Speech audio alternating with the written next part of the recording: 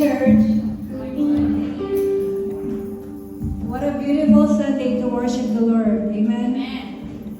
First of all, let's all silence our phone and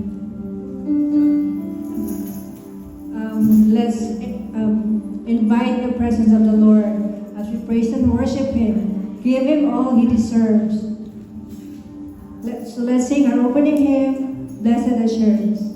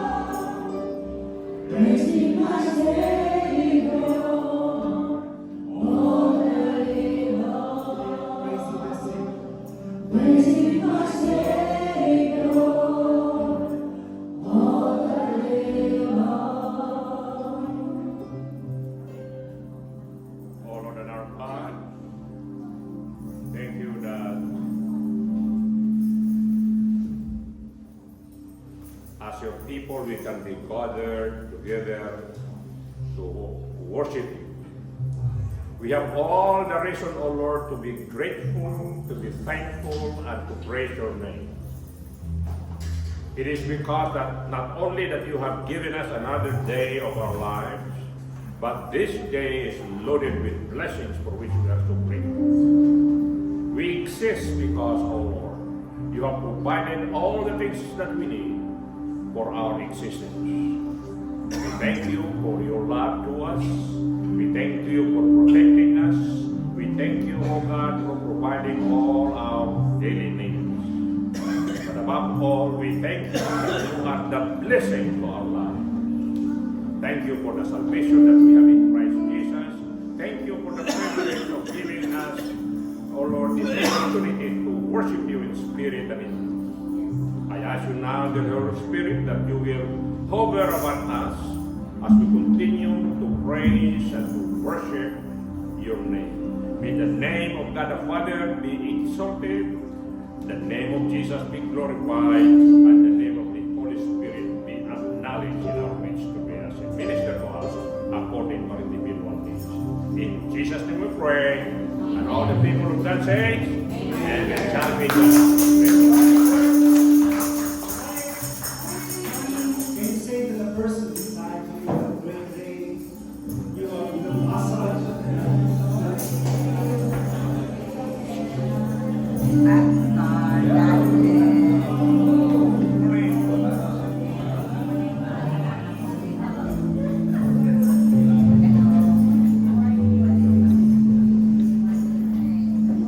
Today truly is the day that the Lord has made, amen? And we will rejoice and be glad in it. Okay, so let's start our morning declaring that joy and victory belongs to Him. And come on, let's put our hands together and say this is the day that the Lord has made. Amen.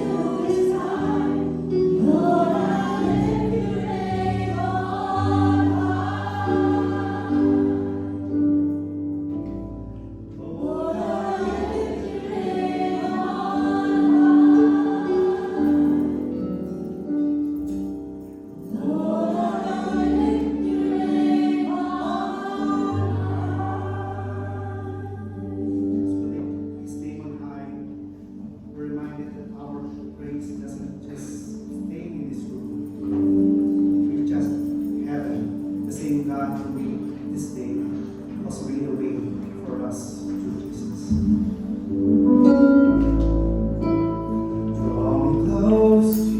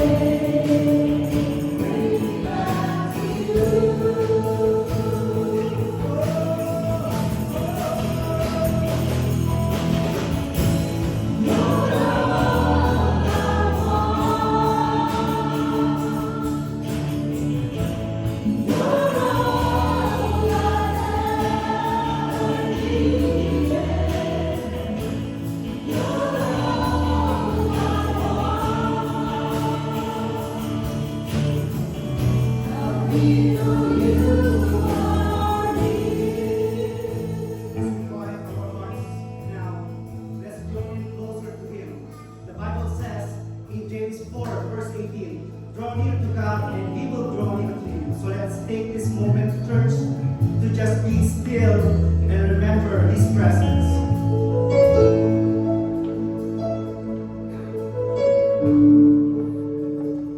Sing. And you're all I want. You're all I ever needed. You're all I want.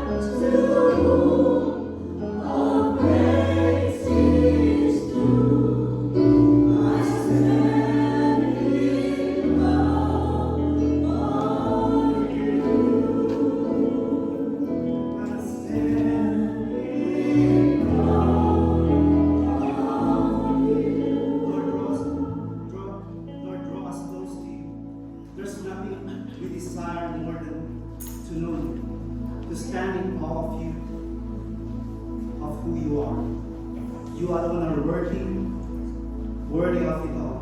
Every breath, every song, every heartbeat belongs to you, Jesus.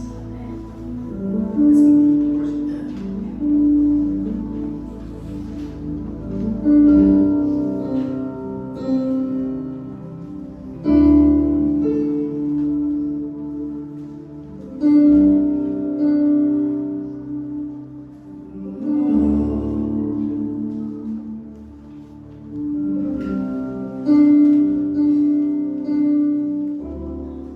You are worthy of it all.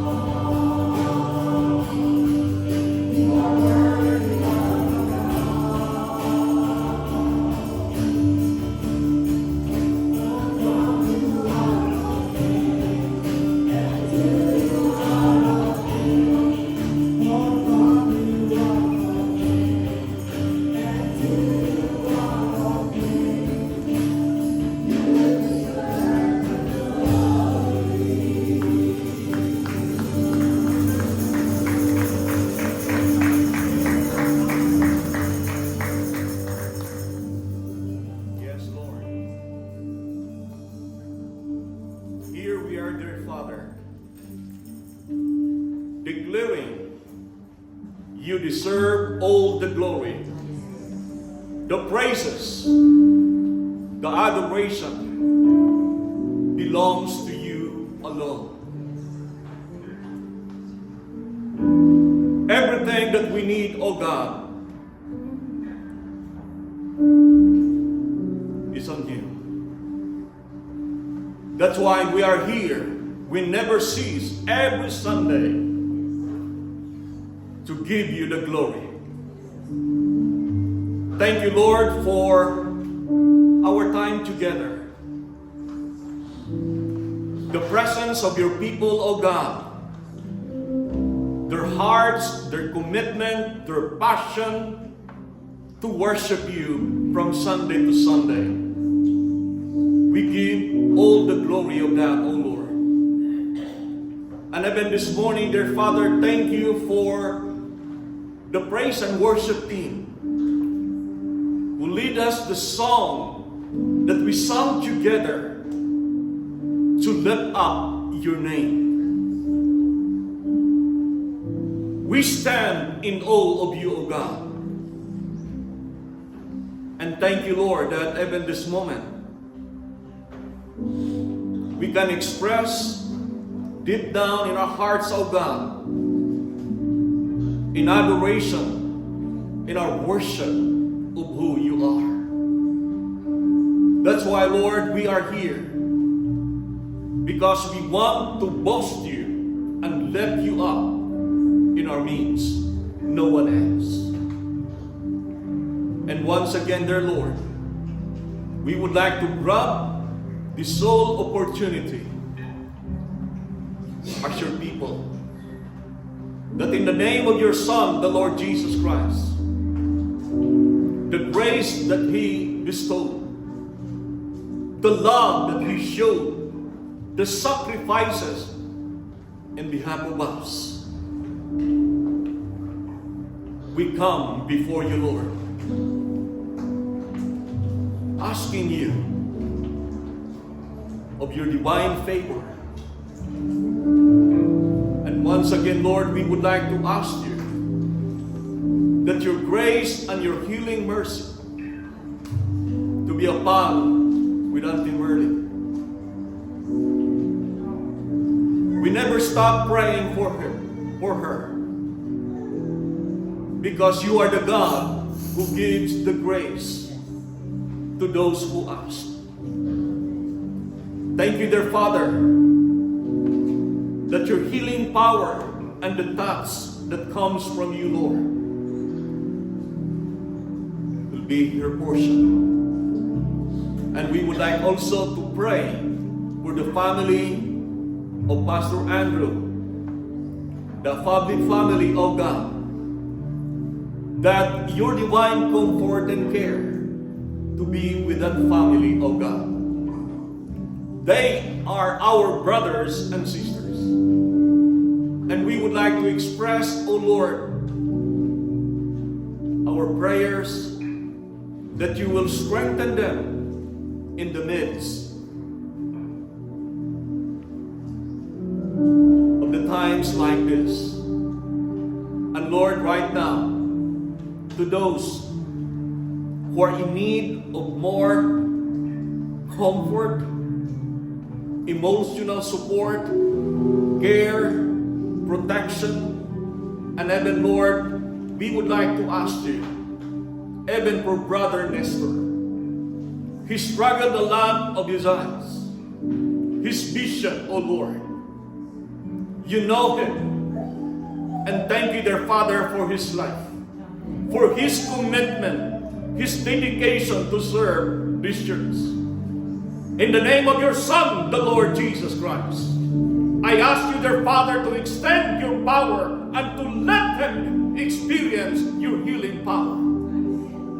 And thank you that the blood of yours that was shed at the cross will cleanse his eyes.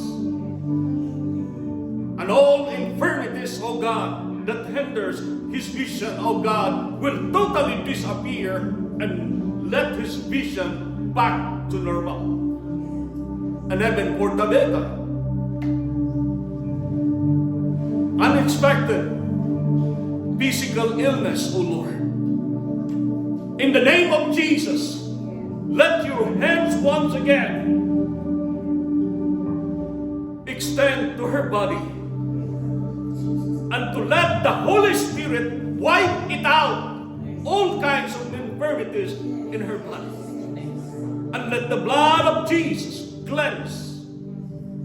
And let your Holy Spirit command all kinds of illness inside over the digestive system. And let that be cleansed through the power of yours. Even for Sister Berna, she needs physical strength. In the name of Jesus, I do ask you, dear Father, to let her experience your strength and power.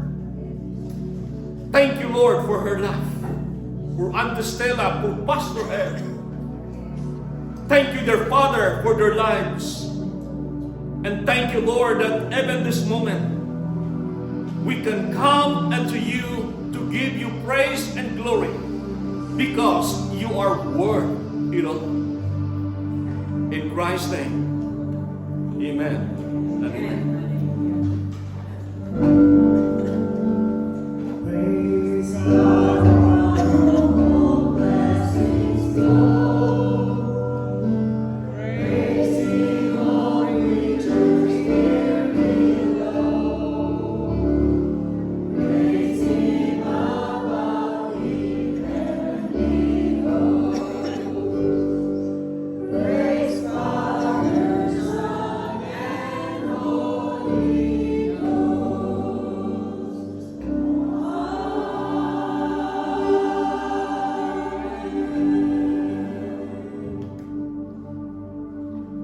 Lord, here we are. We do believe, oh God, that your hands is not too short to bless this offering. Thank you for the hands, the hearts, and the lives of your people who heartily dedicated, oh Lord, to help this church grow in our financial situations and status. Thank you for using them and blessing them. And right now, dear Father, we would like to ask you to multiply this blessing, oh God, and let this be used for the glory of your kingdom. Thank you, and bless this offering, O Lord, for the glory of your name. In Jesus' name, amen. We may now be seated. And for our responsive scripture reader for today, this scripture reader.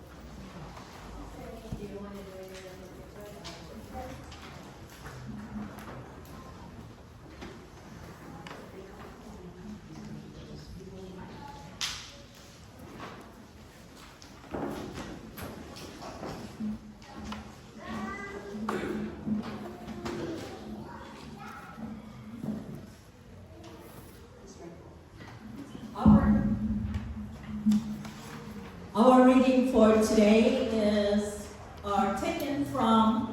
Jeremiah chapter 4, verses 1 to 8. And the second reading is taken from Acts chapter 2, verses 36 to 41. First reading, Jeremiah 1:8. This is taken from NIV. If you, Israel, will return to me, declares the Lord. If you put your detestable idols out of my sight, and no longer go astray, and if in a truthful, just, and righteous way you swear, as surely as the Lord lives, then the nations will invoke blessings by him, and in him we will rest. This is what the Lord says to the people of Judah and Jerusalem. Break up the ground and settle among her. Circumcise yourselves to the Lord, circumcise your hearts, you people of Judah and inhabitants of Jerusalem. Or my wrath will flare up and burn like fire because of the evil you have done, burned with no one to quench it.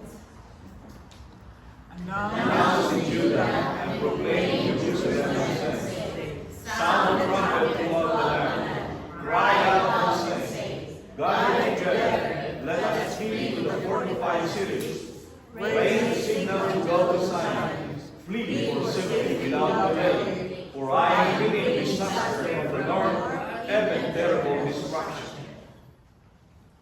A lion has come out of his lair, a destroyer of nations has set out. He has left his place to lay waste your land.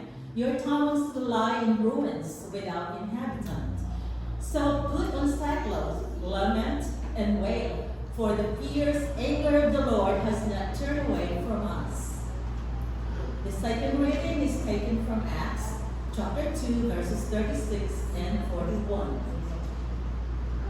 Therefore, let all Israel be assured of this: God has made this Jesus, whom you crucified, both Lord and Messiah. When the people heard this, they were cut to heart and said to Peter and to other apostles, brothers, what shall we do?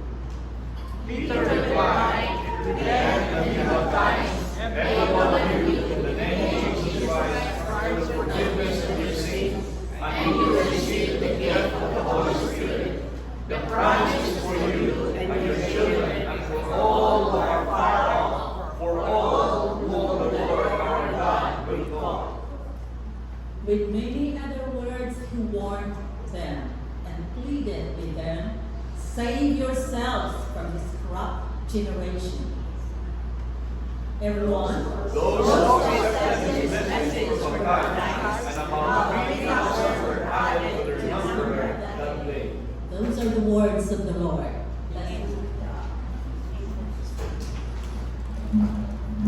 Now we have a special number from His Grace.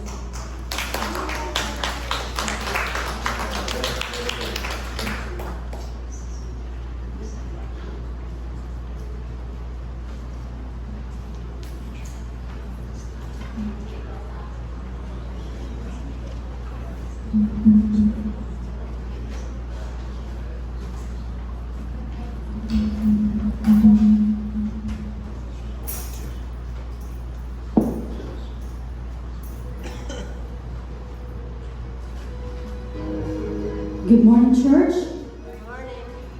I'm singing Visayan song, so I'm going to sing Visayan. There's an English translation.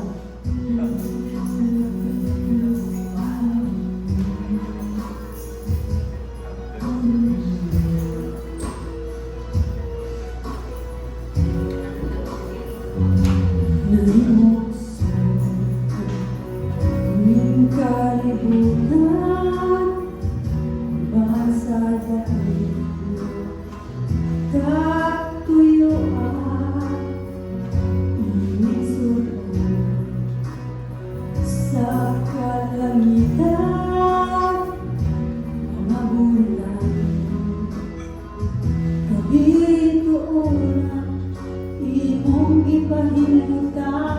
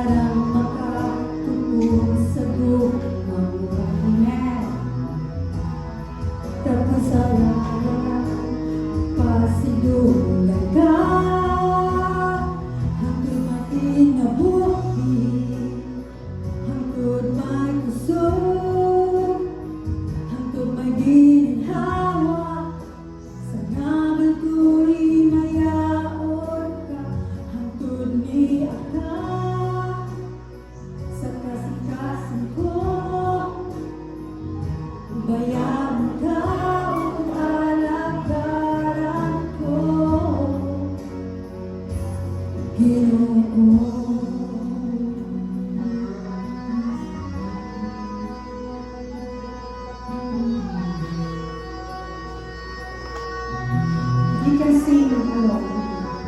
Nahimugso ning kalibutan, ubang sa dako katuyuan, ilisod ko sa kalangitan, mga bulan kabituran, imong gipahimutan.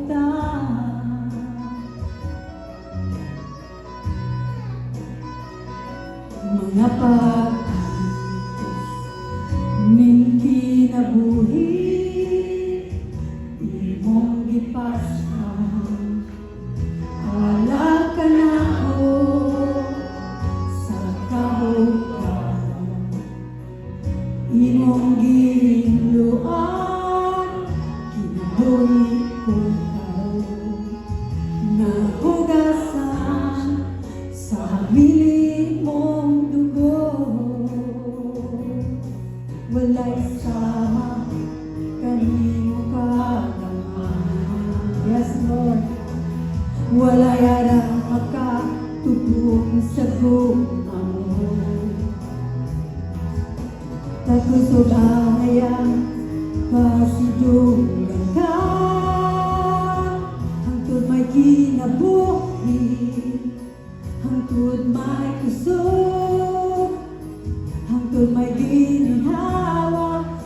Sa ngabil ko'y mayaon ka, hangtod niya ka. Sa kasing-kasing ko, bayawan ka ug alagaran ko.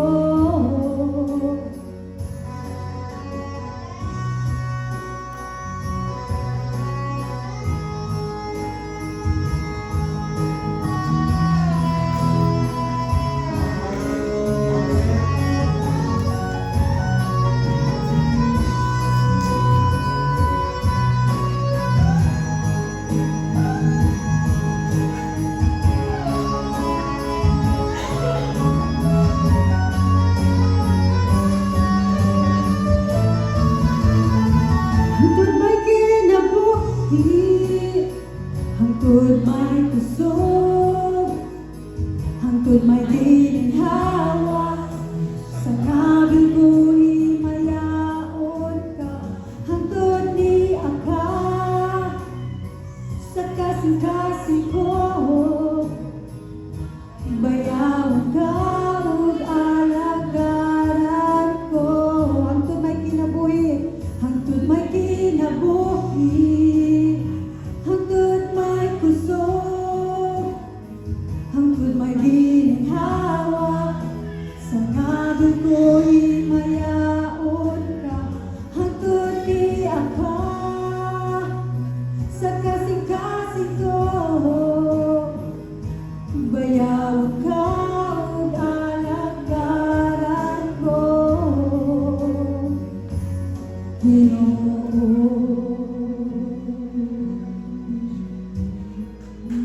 Glory to God. Thank you.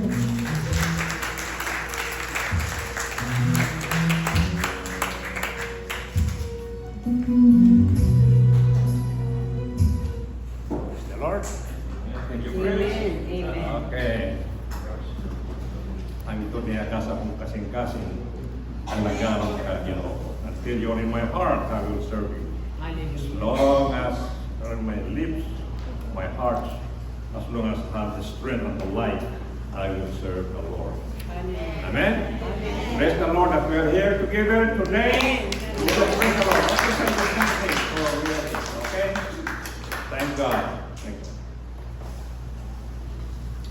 Okay, my sermon today is entitled Trust in Christ Alone. Christ Alone. It is found in John chapter 5, verse 17 to 29. It is a continuation of my sermon last Sunday. So I want us to read this together and we just pick up some important lessons from this text. Have it there? Let's begin by together.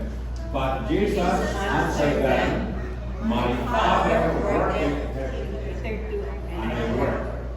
Therefore the Jews sought the more to kill him, because he not only had broken the Sabbath, but said also that God was his Father, making himself equal with God.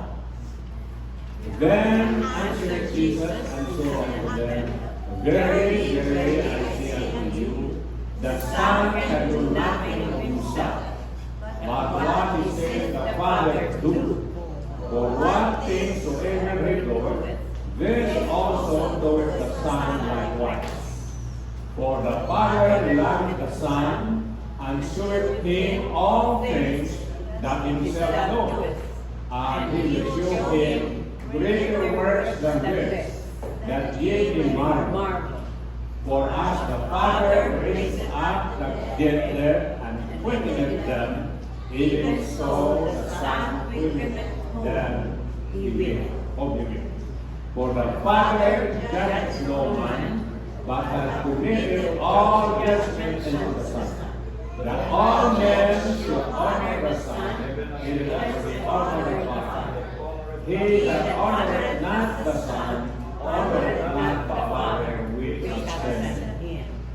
Verily, verily, I say unto you, he that heareth my word and believeth on him that sent me, hath everlasting life, and shall not come into condemnation, but is passed from death unto life. Verily, verily, I say unto you, the hour is coming, and now is, when the dead shall hear the voice of the Son of God, and they shall hear shall live. For as the Father hath life in himself, so hath he given to the Son to have life in himself, and hath given him authority to execute judgment, because he is the Son of Man.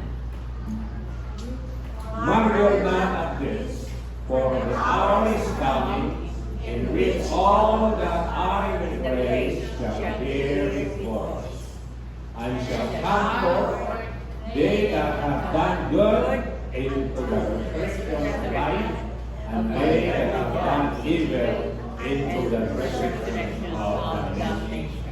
Amen? Amen. Praise the Lord. Okay. Let me begin with saying this one.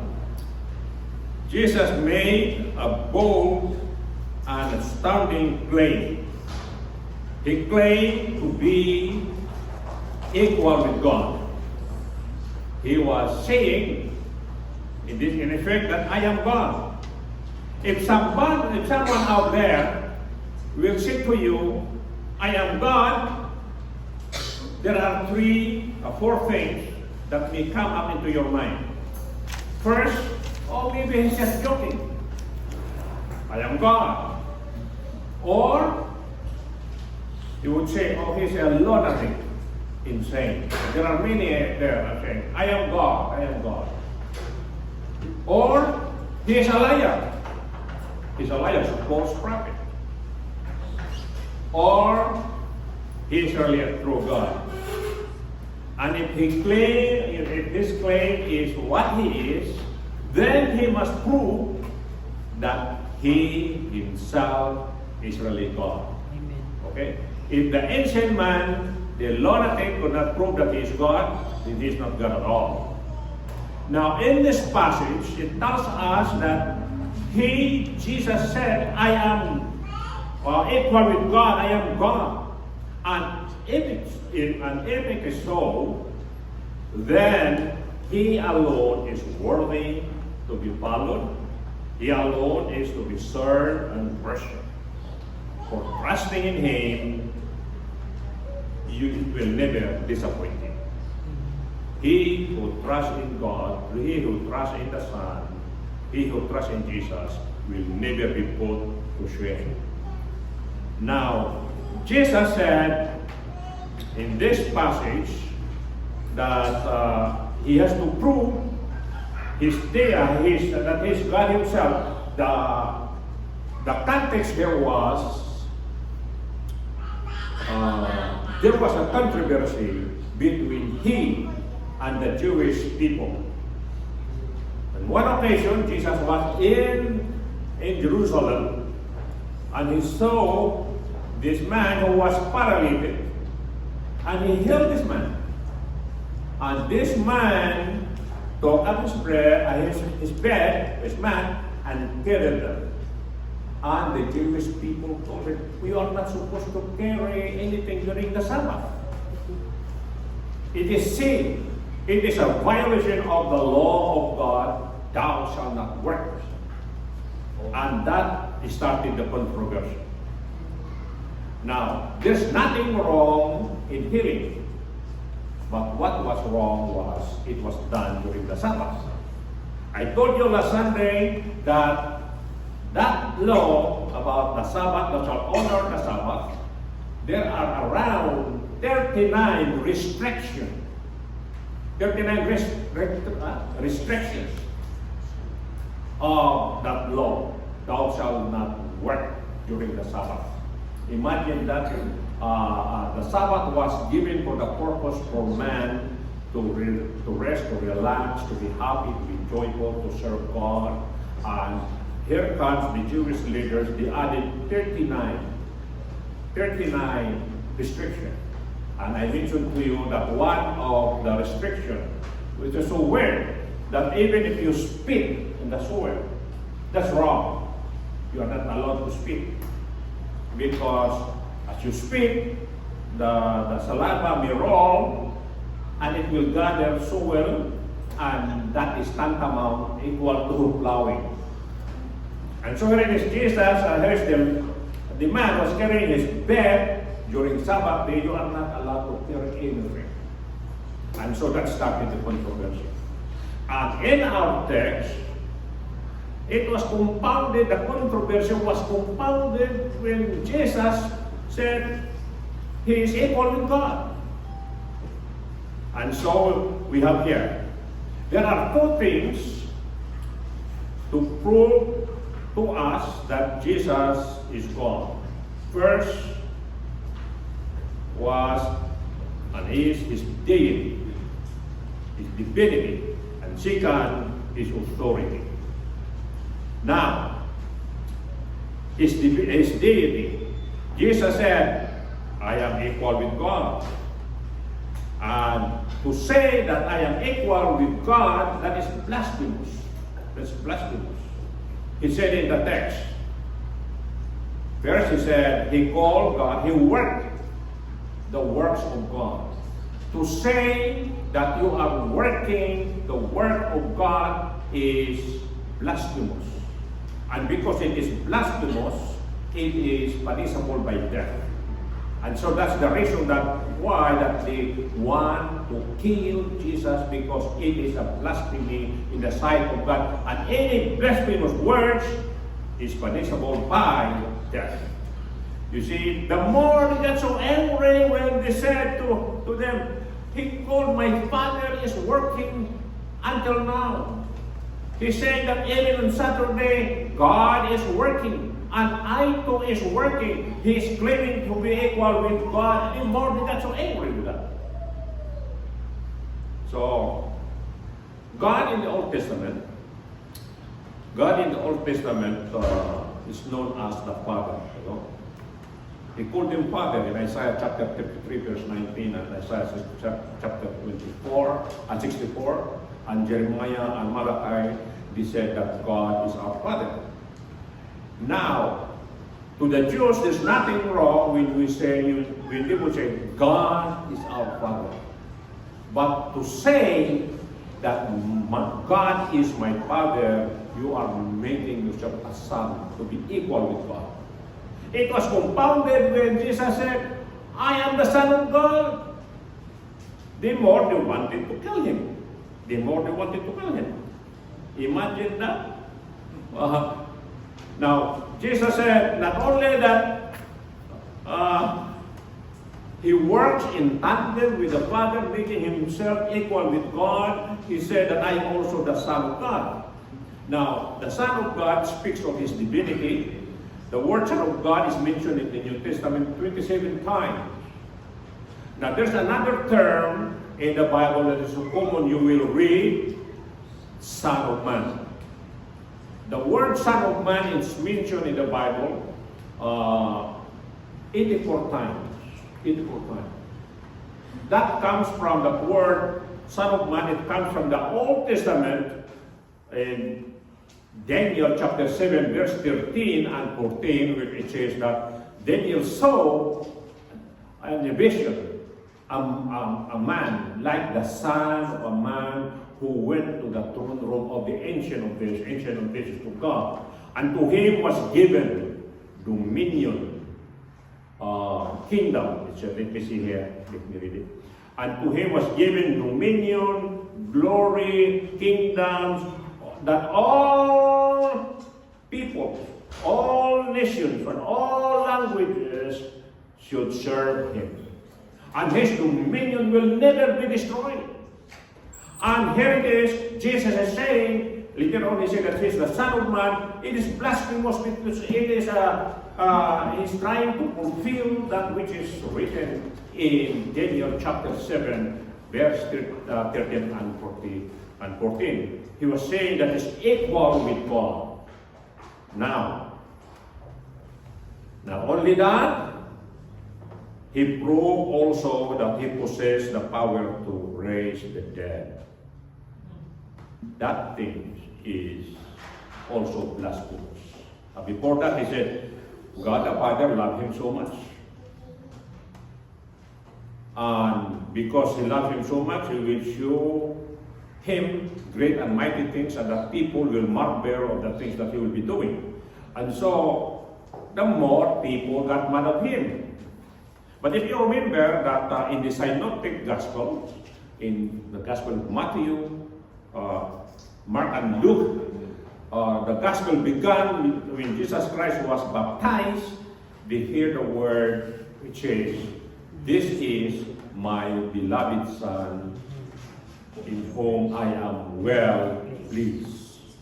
Now in chapter 17, in Matthew chapter 17, there was there an episode known as the Transfiguration. And as he was speaking, Jesus Christ was transfigured. His light was there, that the equal of the light of the sun, and there appeared Elijah and Moses. And they heard the word. See, "This is my beloved Son, for which I am well pleased. Listen to him." Listen to him. So that would listen to him. That makes him equal with God. Now, because of that, he claimed that he can possess to raise the dead. That is very blasphemous to the Jewish mind. Because only God can raise the dead. To the Jewish mind, there are three, that Jehovah God in the Old Testament holds three important keys. First, he holds the key to open up the womb of a woman so that the woman can give birth. Secondly, God holds the key to open the windows of heaven so that the heavens will give rain. And in Ezekiel chapter 37, verse 13, God holds the key that the people from the grave will rise again. And so to say that Jesus possessed the power to raise the dead, he is making himself equal with God, and that is blasphemous. Now comes the proof that Jesus is the king. Don't you know that when Jesus was here, he never attended a funeral? He never attended a funeral. There was an account in Luke chapter 7. In Luke chapter 7, there was this, Jesus was walking, he was going, crossing the city of Nain. And as he was walking there, he met a procession, funeral procession. And a widow, which is a son, young son, was crying because the dead young man was the only son she had. And Jesus touched that young man, and he raised that young man to life again. He did not join the procession. He stopped that procession. In Luke chapter 8, there was a man, a ruler of the synagogue by the name of Jairus, who went to Jesus and asked Jesus to come to his house. And then, as he was walking to going to his house, the servant came and said, "Bother not the master. Your daughter is dead." Your daughter is dead. And to prove that the daughter was dead, there were already professional mourners there. They were already mourning, they were already crying. Oh, long before pala, mayroon ng professional mourners. Maybe I can have somebody with, if I die, I will have somebody to cry for me. Pastor, that's a good one, I think. Those are professional mourners, and we have those in the Philippines. Right? Ang bait niya! Okay. Ang bait niya! Binigyan mo na itong pira para mag-iyak. Yes, oh God, He gave me money so that I can cry, you know? There are those. So, I think in the Bible, we have that in the Bible. In Herod, he said that when I die, kill these people so that people will cry for me. There will be people that will cry during his death because the family of those whom he killed will cry. Now, and then in John chapter 11, we have here a scenario that a man was already dead. He was already in the grave. His name was Lazarus. And when he went there, and he said to the sister of Lazarus, "Where is he buried?" And so they showed him the tomb. And he said, "Open the tomb." And one of the sisters said, "No, Lord, by this time he stinks. He's already dead 4 days." And Jesus called Lazarus to life. Jesus proved to these people that He has the power over death. He can raise the dead. And only God can raise the dead. So if we see the sequence, you see here a young daughter was dead. Mourners were there already. And then another one was there on the procession, going to the grave. Young man, dead. And he touched them and he raised him to life. And here's one was already in the grave, started to stink. But Jesus raised him from the dead. Jesus never attended a funeral because Jesus is life. Jesus is life.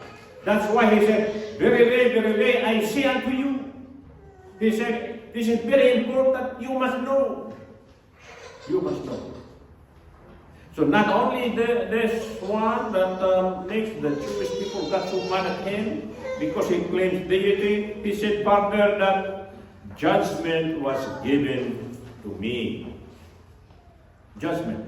Now, the Jews believe that judgment belongs to God alone. In Genesis chapter 18, verse 25, it says that only the judge is God. He's the judge over all the earth. That's what it says.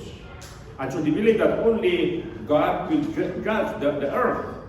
But when Christ claimed that He will judge, that judgment was given to Him, He got so mad at Him. He got so mad at Him. But He said, and then, not only that He proved His deity to them, He also said to them, I share the honor with God the Father. See? He who honors me honors God. He who honors the Son honors God. That's why we honor Jesus. That's why we worship Jesus. Because if we honor Jesus, we honor God the Father. And this is what Jesus said. If anyone would like to follow me and serve me, anyone would like to serve me, let him follow me. For it is he who follows me, it is he whom my God will honor. Jesus also promised that if we honor Jesus, if we honor him, God the Father will honor us. Right? Amen. So we praise the Lord that Jesus Christ is not just an ordinary name. And just as Jesus was persecuted, and I think so also today there are millions also people who are persecuting that name, mocking that name, and glibly pronouncing that name. But we are so glad and we thankful that Jesus is understanding and kind. It's not like those people in the Old Testament that if you pronounce the name of God, you will be stoned to death. Okay? Now, not only that Jesus is deity, he proves that he is equal with God because he has the authority. He has the power. Authority means a power, inherent power that we have. I read before a story of a federal agent. I think I told you this already before. And this federal agent went to this farmer and said, I am here because I'm going to inspect that land over there of yours, that forest there. We hear that you have planted illegal plant there. And the farmer said, the rancher said, if I were you, I will not go there. And no. Who will stop me? If I were you, don't go there. The federal judge said, I have the badge. I have the badge. No one can stop me. Okay. If I were you, the rancher said, go there. And as he went there, lo and behold, there was a wild bull there, and the bull chased him. And so he was running and shouting to the topmost of his voice, help me, help me. And the rancher said, show him your badge. Show him your badge. He could not stop. That badge has no authority against the bull. See, Jesus has that badge. He has the authority. And he has the power. And so he says here, verily, verily, I say unto you. When he said those words, verily, verily, it is very important in the Bible. It means this is very important. Amen. Listen. Listen, he said. Listen to it. And he said, those who hear and believe my word will have salvation. Verily, verily, I say unto you, he that heareth my words and believeth on him that sent me has eternal life, and shall not come into condemnation, but is passed from death to life. And so when we hear the word of God and we believe and follow him and follow Jesus, in return, he gives us eternal life. He gives us eternal life. Now, let me just, I made mention this already here before, but I just have to repeat it. You see, in the Greek, there are three words in the Greek that is commonly translated life in English. Just so in Visayan, life is just translated kinabuhi, only one. But in the Greek, life has three words. First, we're bios life. Bios life means our body life. This is called body life, where we get the word biology. Your biological life. This one, body. This one, guapo. You see? This is my. Now, aside from that, there is what we call chuchi life. In the Greek, if you anglicize that, it is psyche life. It's where we have our mental life, emotional life, our will, your temper, your feelings. That's your psyche life. All of us have this kind of life. It is what we call a derived life. Biological life, psychological life, it is derived. We receive it, we inherited it from our fathers, from our parents, father and mother. But there's another Greek word known as the Zoe life, known as eternal life, abundant life, which is only given by God. Not all have this Zoe life. Jesus Christ came to give us this Zoe life. And so this eternal life. And the only way for us to have this life is to hear the word of Jesus, to believe the word of Jesus, open our hearts and receive it, and God will give us eternal life.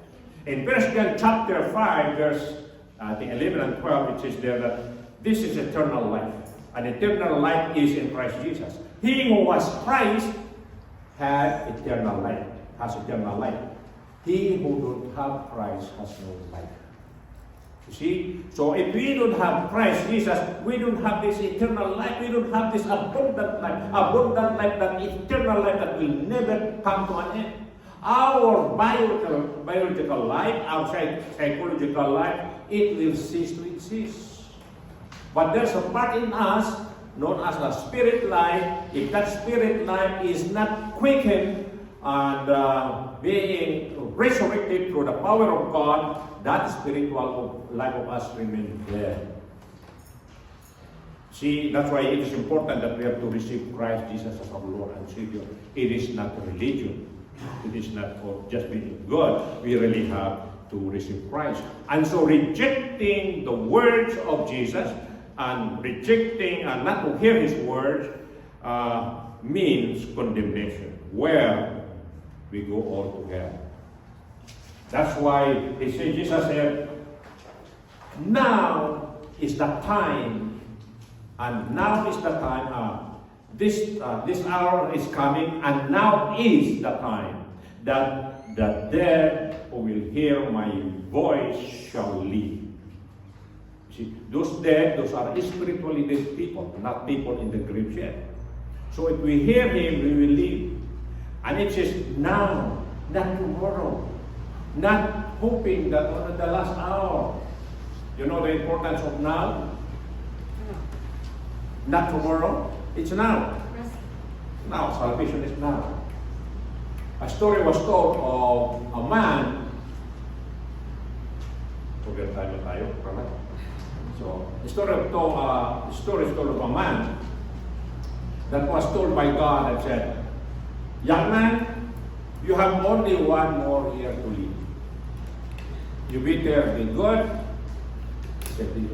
believe me, and serve me, and you have 1 year to live, and you will be with me in heaven. And so this young man said, oh, I will have to make a resolve that I will become good now. I will be good. I will serve Jesus now. And lo and behold, it did not take long, the devil came and said, yeah, but don't you know that God is so kind and so loving? Just in 1 year, there are 365 years. Just serve God on the last day of the 365. Enjoy the 364 days.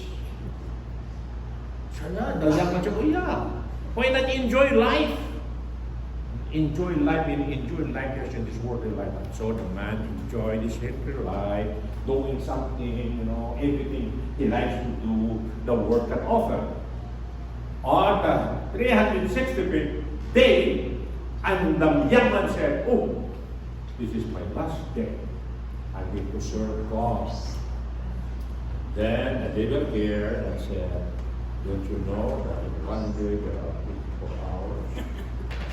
Oh, you can enjoy that 23 hours. And in the last hour, serve God. Okay, so he enjoyed the 22 hours, enjoyed there. This is my last time to go there. I don't think this is my last time. This is my last time. On the 24th hour, man said, oh, this is my 24th hour. I going to serve God. Lo and behold, the devil come. Don't you know that in an hour there are 60 minutes? Serve God. Enjoy the world this last remaining 63 minutes. Oh, yeah. And then, in that 63 minutes, you know, this is now my last time. Now. Then the devil said, oh no. Because you know that in 1 minute there are 60 seconds. And then now have never come. So that's why the emphasis is that Jesus said, verily, verily, now. Because you'll never know what will happen tomorrow. You'll never know. You'll never know. There was this young man before, and I was in Lindy. He said, Pastor, I have decided that I really serve the Lord. I was so happy. Bring me to become your assistant pastor. So happy. And so we started this evening service, so he served as my assistant pastor. One evening, coming from work, he just crossed the street. We never thought that it would happen. The car just around. Everybody just turned the 3 lanes. The first, the second lane stopped, allowed him to pass. And the third lane, there was a young woman, new driver, just passed there and hit the guy and he flew over and landed to it. He died. Everybody really was shocked. Healthy. You never know. You never know. I have a cousin who said to me, apart from my church when I was still not married. So a cousin, I said to him, he passed by my church. I said, Alek na ka sa Ginoo, Bisaya, tampak to the Lord, I'm Christian. And he said to me, oh, he said, next year, I'm going to serve God. I am still strong, he said, because that man earned good money. Good money. That 1 year never came. He just died in his sleep. You never know. That's why the emphasis is now. Now. And it's very good. No? He who hears his voice. God never makes salvation so hard and difficult. Every one of us has that capacity and ability to hear and to believe. God has given us that built-in capacity. Believe. Hear, believe His word. Equals salvation. To refuse, to reject, equals damnation. Okay? And so, now, if we hear the voice, and the voice of Jesus is power. His voice is power. That's why there's a song. His voice is power. His voice is healing. His voice is... I forgot the song. I'm sorry. So, and then he said, He is the resurrection. He is the resurrection. And there are 4 things that I would like to emphasize about this resurrection there. He who hears my voice now is the first resurrection. We are resurrected from our spiritual death, and when we receive Christ, that is equal to resurrection to a new life. And then Jesus Christ died for our sins. He was really the first one who resurrected from the dead, because all those whom He raised from the dead, they all died. But Jesus Christ was the first one who was raised from the dead and never died again. And the second, there's a third word about the resurrection about the believers who believe in Christ Jesus. At the end time, when Christ will return, those who are dead in Christ will be resurrected. For example, when Christ will come now, all those, our friends, our parents, our loved ones, and people that we know who have died ahead of us, they will be resurrected. This they are called the righteous dead. And then simultaneously, we who are alive are raptured. Okay? Did you get the picture now? And so, on the fourth resurrection that is mentioned in the Bible is that when Christ will reign in this earth with a reign of righteousness after 1,000 years, then there is a resurrection for the unrighteous dead. Those are unrighteous dead.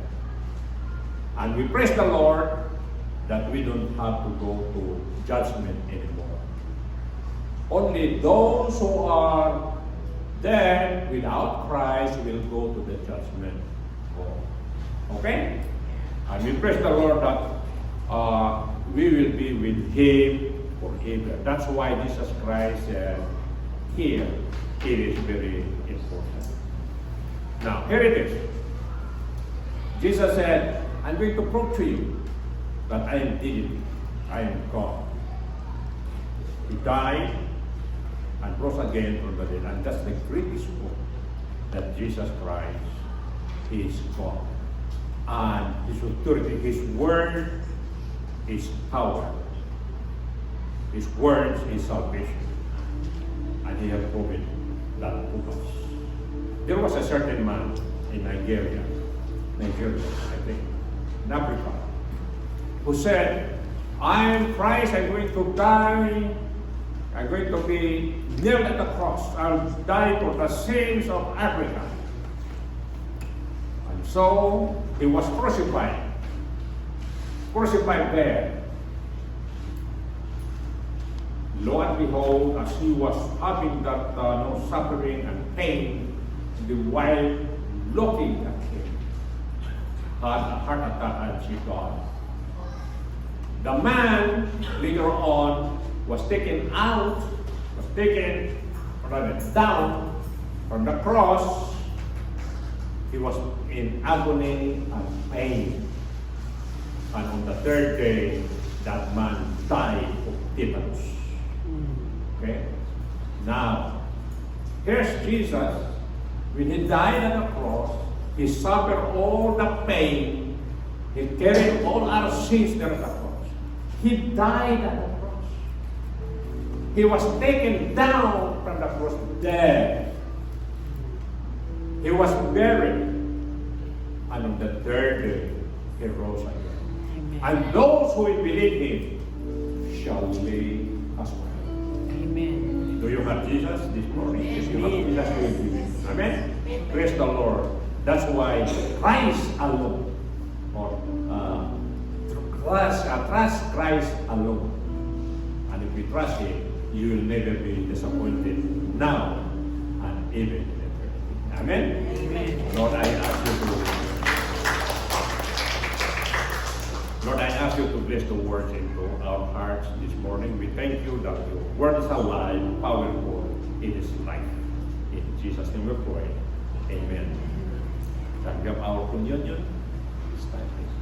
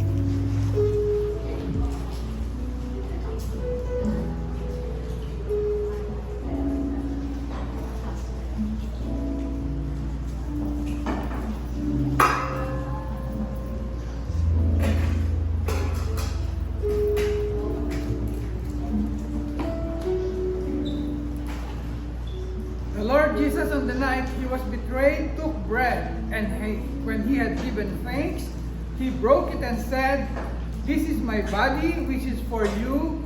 Do this in remembrance of me."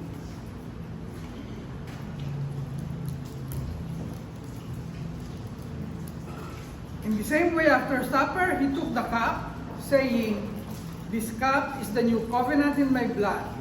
Do this whenever you drink it in remembrance of me. For whenever you eat this bread and drink this cup, you proclaim the Lord's death until he comes." May we all be blessed with the observance of the Holy Communion. Amen.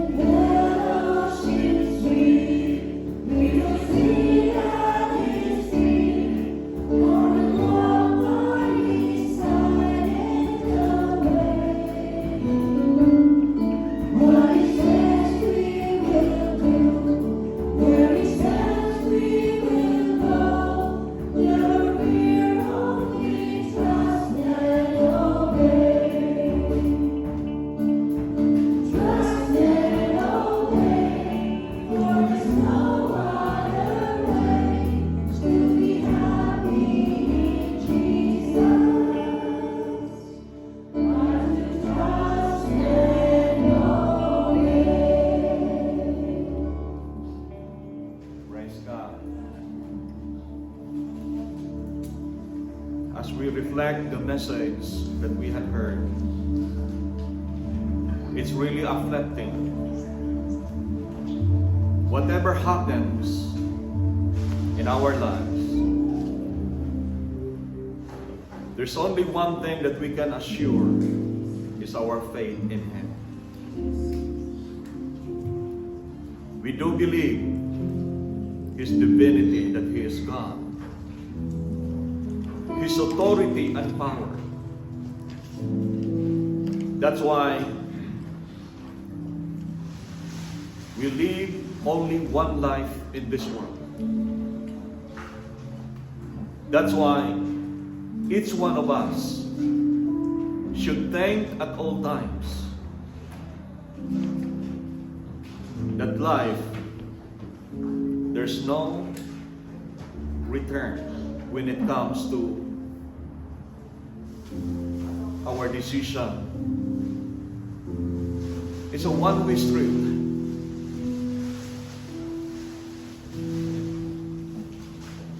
Now is the moment that if we have some failures in our life, that we tend to disobey, to reject, it's a time that we need to return to Him.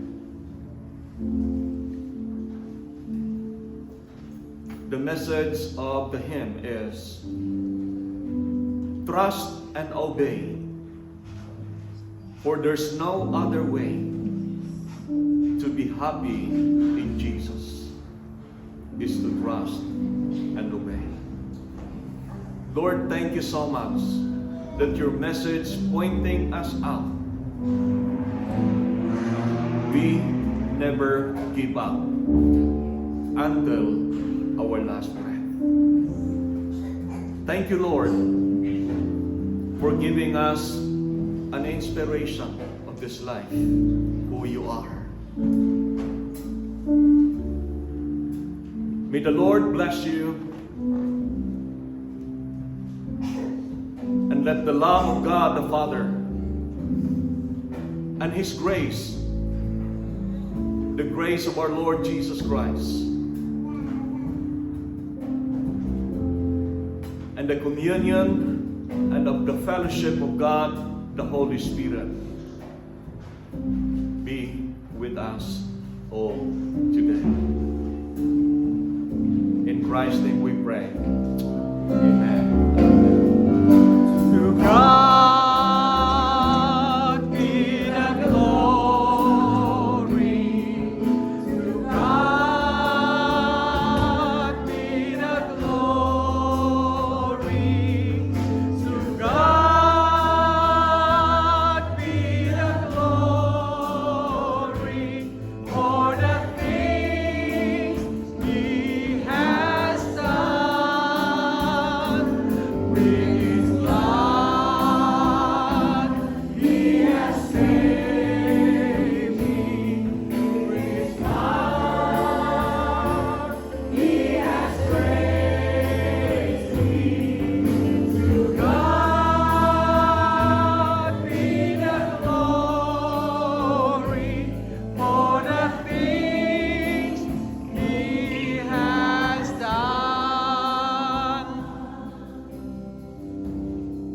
Okay, we just praise the Lord. Okay, come on. Okay, praise God. Before we dismiss, we would just like to acknowledge this officer that you see him here.